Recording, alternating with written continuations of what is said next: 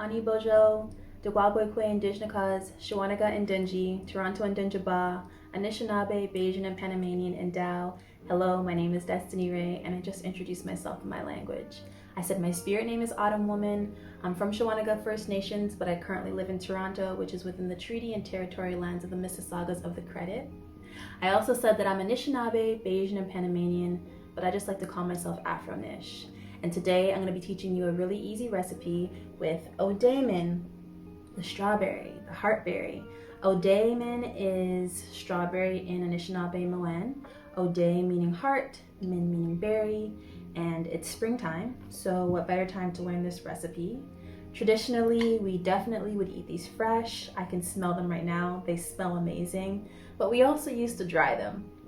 They'd be used as flavorings in soups, as sweeteners. You would also add it to pemmican, which is like a dried meat mixture that you carry with you on long journeys, similar to like beef jerky or trail mix. And the root, the stem, and the leaf would also be used medicinally. But we're gonna do something a little bit more fun today. We're gonna turn them into a compote, and that's gonna be on top of some scone. Some people call it bannock. Either way, doesn't matter, the recipe's gonna be delicious. So let's get into it.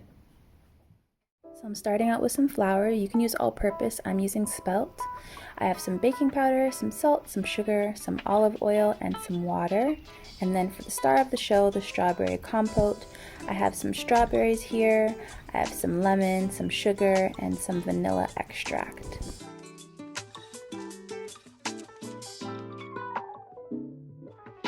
So starting off, I'm going to preheat my oven to 400 degrees. In a bigger mixing bowl, I'm going to add my flour, my baking powder, my salt, and my sugar, and I'll use a whisk to thoroughly combine all the ingredients together. I'm going to add my olive oil, and hopefully you don't make a mess with the flour like I did. Then I found that using the back of a fork helped me incorporate the oil better into the flour. I'll clean up, and I'm adding a little bit of the water, not the whole thing at once. And you want to gently combine the water with the flour. You don't want to overwork this, especially if you're using all-purpose flour. You really want to just kind of lightly bring it together, because the more that you overwork the dough, the more dense it's going to be, and we want to try and keep the bannock as light as possible. So little by little, you'll see it starts to get a little clumpy. You just want to bring together the flour and the water gently.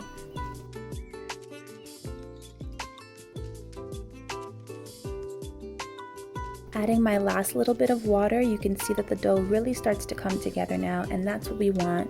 We don't want any more dry bits in the dough, but we still, again, don't want to overwork it. So gently, we're just bringing it into a little ball until it starts folding into itself. We didn't end up using the full 3/4 cups, and that's okay. Then I'm going to grease a baking dish. You can use a cookie tray, that's what my nanny used to use, but I'm going to use the dish. Then I'm going to spread the dough gently into each corner, again making sure that I don't overwork it. My hands are lightly damp so they don't stick to the dough. Then I'll just pop it into the oven, and I'll set my timer to 30 minutes. Once the 30 minutes are up, I'll go ahead and take it out of the oven. I'll know that it's fully cooked because the top is going to be hard. It'll have a slight tap to it when you touch it, so don't worry, that's how it's supposed to be. From there, I'll start slicing the tops off of my strawberries and then cutting the strawberries into fairly small little cubes. In a pot, I'll add my diced strawberries. Then I'll add my sugar, and if you want, you could also use maple syrup or honey, but I'm just using cane sugar.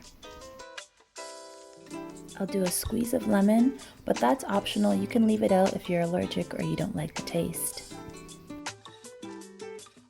Then I'll add half a teaspoon of vanilla extract, which is also optional. You could just do just the strawberries and the sugar and it would be equally delicious. I'll go ahead and mix all of the ingredients together, and I'll turn the pot to medium heat, and I'm gonna let this go for 7 to 10 minutes. In the beginning, it'll be pretty loose as the liquids release from the strawberries, but at about 7 minutes, it'll start to condense as the strawberries reduce, and that's exactly what we want. Once it's reduced, I'll take it off of the heat and transfer it to a bowl to cool down. As it cools, you'll see it'll get nice and thick and jam-like. This is also delicious on pancakes, but of course we're gonna put it on our bannock. So that's it. Pretty simple, right? For me, I toasted mine. I added a little bit of butter and maple syrup. If you want, you can actually up this one more level and you can make this drink that we have called strawberry drink, which is literally just mashed strawberries, a little bit of maple syrup, some water. You put that over ice, you're good to go. Either way, I hope you give this recipe a try. Until next time, Bamampi.